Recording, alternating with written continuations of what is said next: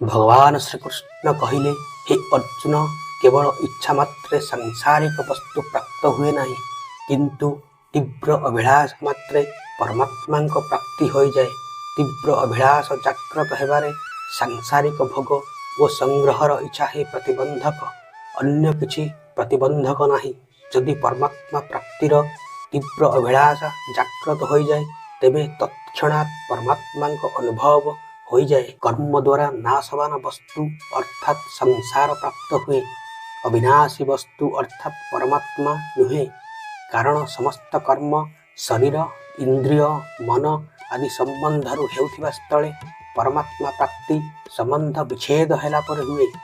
प्रत्येक कर्मर आरंभ और शेष अछि, तेणु कर्मर फल रूपे प्राप्त वस्तु मध्य उत्पन्न व नष्टशील।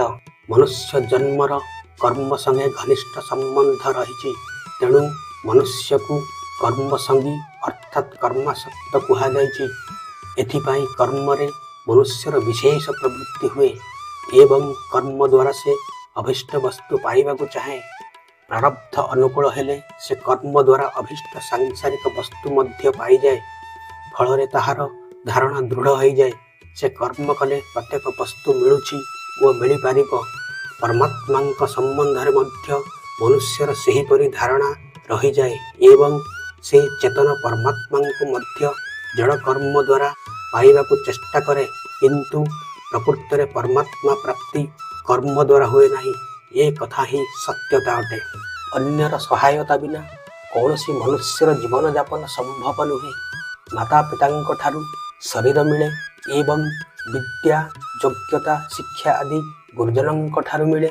आमे भजन करुथिबा अन्न अन्य मानक द्वारा उत्पन्न करा जाय थाए। व्यवहार करुथिबा वस्त्र, बासगृह इत्यादि अन्य मानक द्वारा तैयारी करा जाय थाए। एही भली प्रत्येक मनुष्य जीवन निर्वाह अन्य उपरे निर्भर करे, तेणु प्रत्येक मनुष्य उपरे अन्य मानकर ऋण रहिछि। ताहार परिशोध पाई निस्वार्थ भाव यथाशक्ति अन्य मानकर सेवा करने आवश्यक। संसारर सांसारिक पदार्थ को तिले मात्रे भी निजर और निज पाई मने न कले मनुष्य ऋणमुक्त हो जाए। सर्वव्यापी परमात्मा वो आम मध्य व्यवधान नहीं कि होई पारिबो नहीं।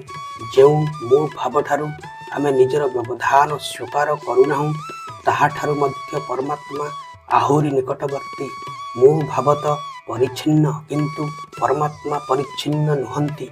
अत्यंत समीपस्थ व नित्य प्राप्त परमात्मा को अनुभव करिबारे सांसारिक वस्तु प्राप्तिर नियम प्रयोग करी युक्ति तर्क करिबा अर्थ निजको प्रतारणा करिबा। कर्मयोग हेउछि बहु पुरातन योग।